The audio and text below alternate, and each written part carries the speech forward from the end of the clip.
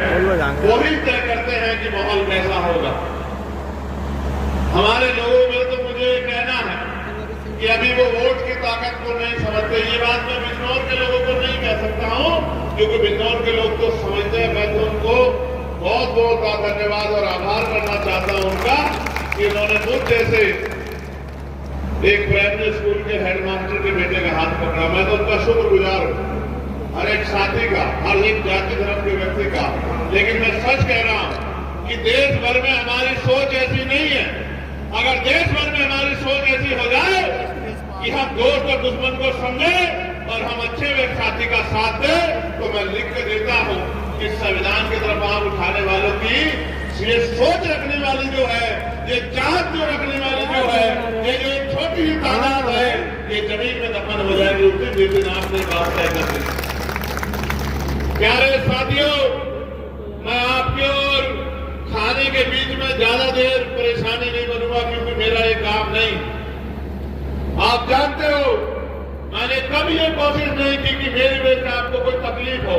हाँ, ये सच है कि दौरे हालात ऐसा है कि अकेले नगीना से हम लोग इस प्रदेश और मुल्क की तस्वीर नहीं बदल सकते। आप यहाँ हाथ उठा के कह दो मुझे, मैं वजन देके कहता हूं मैं आपका फर्जदार हूं, आपका भाई हूं।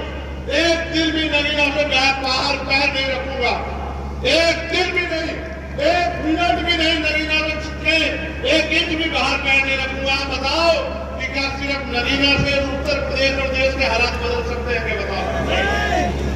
अगर नगीना से हालात बदल सकते तो मैं आपको चैलेंज करके कहता हूं कि अगर मेरे में जोर, मेरे एक अकेले के हालात बदलते तो मैं अपने खून का कतरा कतरा छुपा के उस बिल को कामयाब नहीं होने देता, पार्लियामेंट में पूरी कागज लगा देता।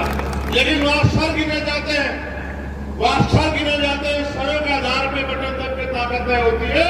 और पूरे मुल्क में लोगों की अभी कमी है।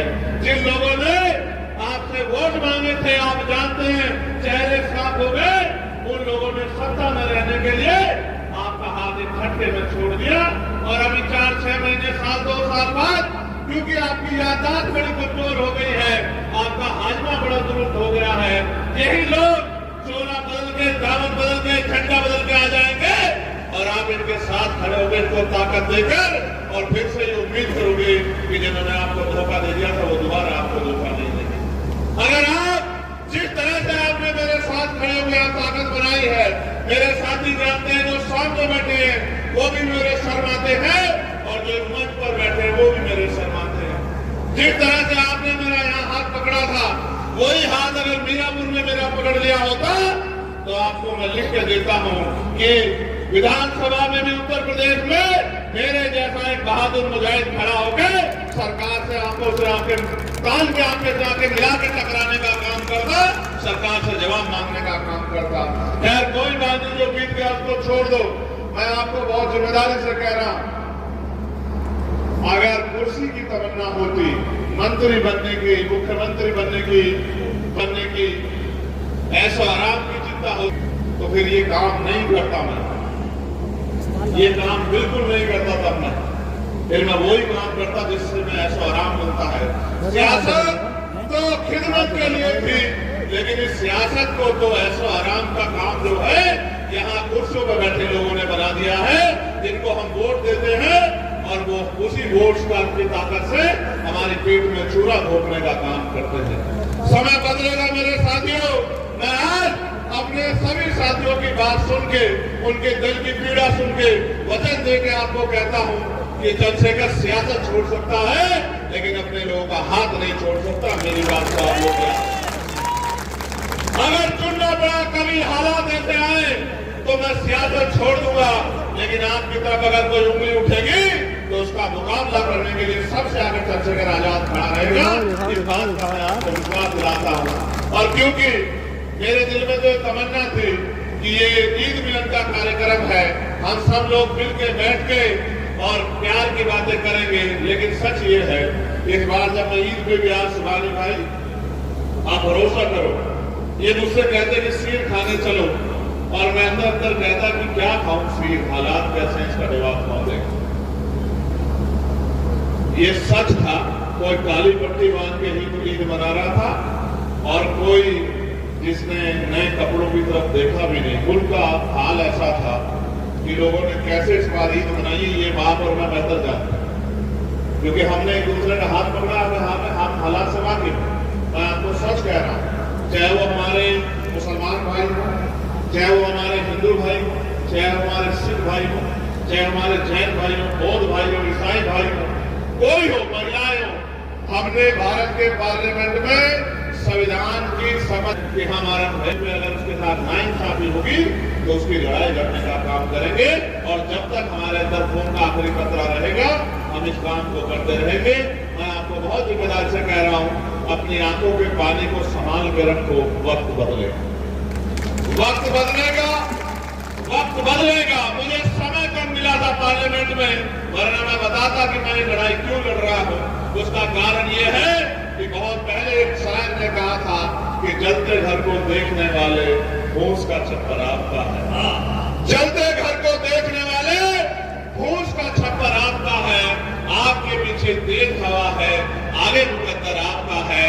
मेरे कत्ल पे, तेरे कत्ल पे मैं भी चुप था, मेरा नंबर अब आया। मेरे कत्ल पे तू भी चुप है, अगला नंबर आपका है। मैं आपको कहना चाहता हूं, ऐसा नहीं कि सिर्फ मुसलमानों के खिलाफ काम हो रहा है।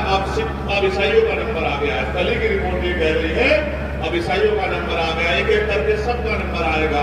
मैं इसलिए लड़ रहा हूं इस तानाशाही हुकूमत के खिलाफ, इस तानाशाही हुकूमत के खिलाफ इसलिए लड़ रहा हूं कि ये जो आग लगी है सबके घरों तक जाएगी। हर एक अपना है, उस अपने का हाथ पकड़ना है।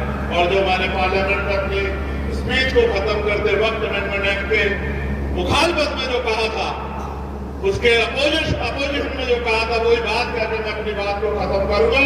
और फिर आज उस्मान साहब आपका शुक्रिया अदा करेंगे कि जब तलक ना बदले जालिम हुकूमत का मिजाज, जब तलक ना बदले जालिम हुकूमत का मिजाज, एहतजाजो एहतजाज एहतजाज एहतजाज, और ये जारी रहेगा जब तक ये हालात नहीं बदलते और हुकूमत अपनी सोच नहीं बदलती। अगर हुकूमत सबके साथ सबके विकास की बात करती है तो हर एक को लेके साथ चले, हर एक का हाथ पकड़े, सबको रोटी कपड़े मकान की व्यवस्था कराए, सबके लिए अच्छे स्कूल, अच्छे कॉलेज, अच्छी यूनिवर्सिटियां, सबके लिए अच्छे हॉस्पिटल बनाने का काम करे, अच्छी सड़कें बनाने का काम करे, सभी के धर्मों का सम्मान करे, सभी को लेकर आगे चले, तो हुकूमत है।